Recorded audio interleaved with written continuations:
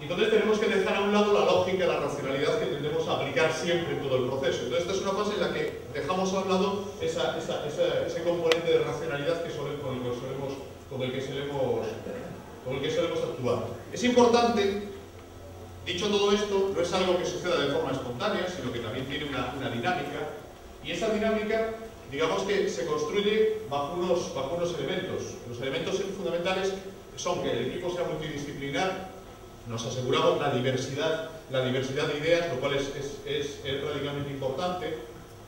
Que haya un trabajo en equipo y en red. La generación de ideas no es estrictamente un proceso individual, las ideas surgen de cada uno, pero las ideas, digamos que el diálogo que se establece dentro del equipo de trabajo hace que surjan nuevas ideas a partir de la interacción. Cada uno es libre de generar las ideas que le dé la gana, pero se inspira o se alimenta de las ideas de otros o de lo que otros están comunicando.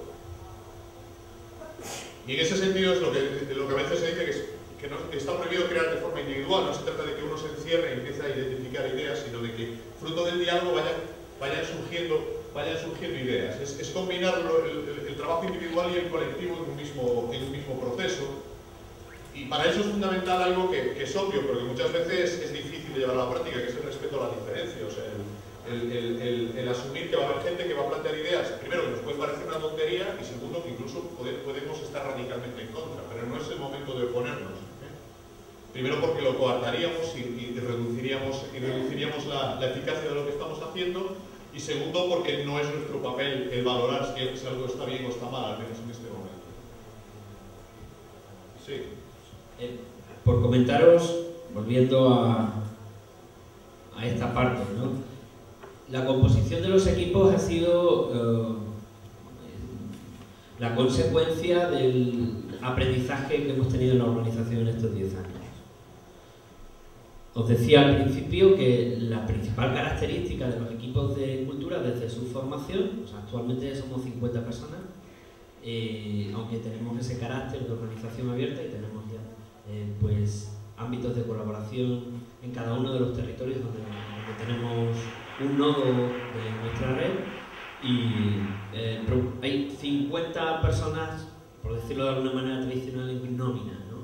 Y esas 50 personas, pues, como os decía antes, la invitación es a que sean de background muy distintos. Esta es nuestra intención, que para los proyectos a los que invitamos a mezclar la diferencia como fórmula de búsqueda de originalidad, esa diversidad sea fundamental.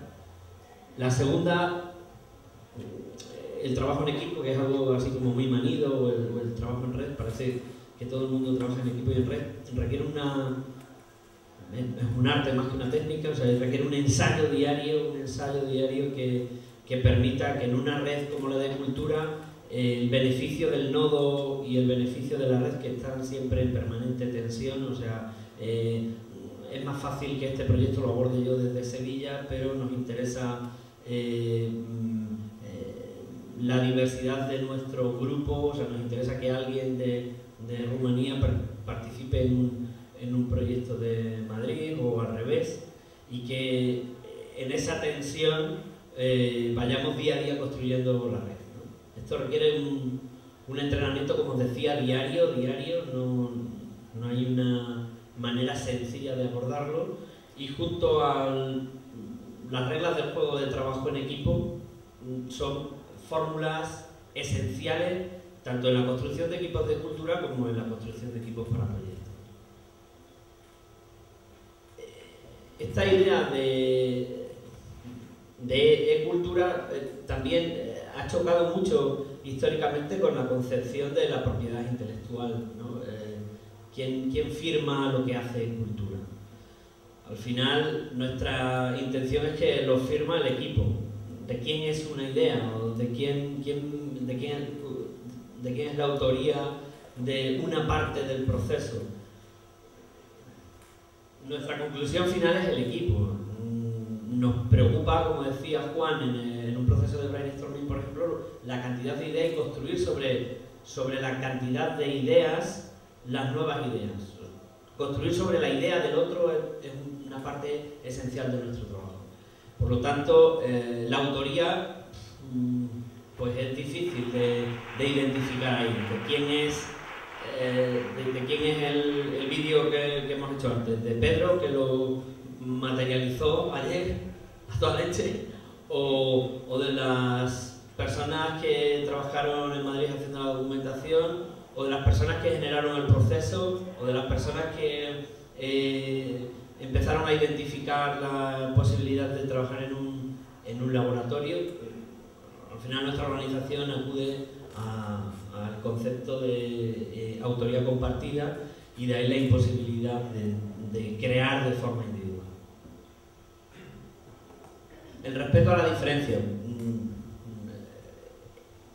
Un grupo diverso como el de Cultura, con procedencias tan distintas, con modelos de mundo tan distintos, donde hay consultores de chaqueta y corbata a la más pura usanza, a artistas de distintas disciplinas, o a gente que viene del ámbito más de la teoría, a ejecutores que les angustia oír hablar de una reflexión un poco más profunda y prefieren la acción, o al contrario, a gente que el detalle le marea y prefiere hacer un proceso de abstracción más claro antes de abordar un trabajo.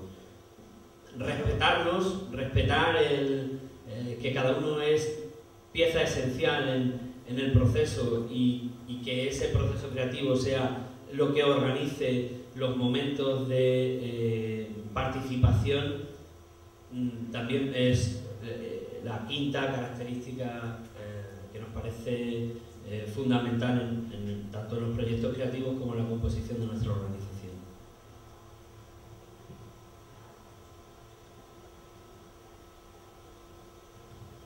Si quieres seguir aquí en generación de ideas. Bueno, pues como os decía, en realidad la generación de ideas es un proceso de máxima libertad, pero dentro de, digamos, de un contexto, o sea, dentro de una metodología, de una propuesta metodológica de cómo llevarlo a cabo. Y ahí aparecen varias formas de hacerlo. La más popular y la que se usa muchas veces es la tormenta de ideas, el brainstorming, que tiene también sus propias reglas internas. No voy a entrar ahora a comentarlas.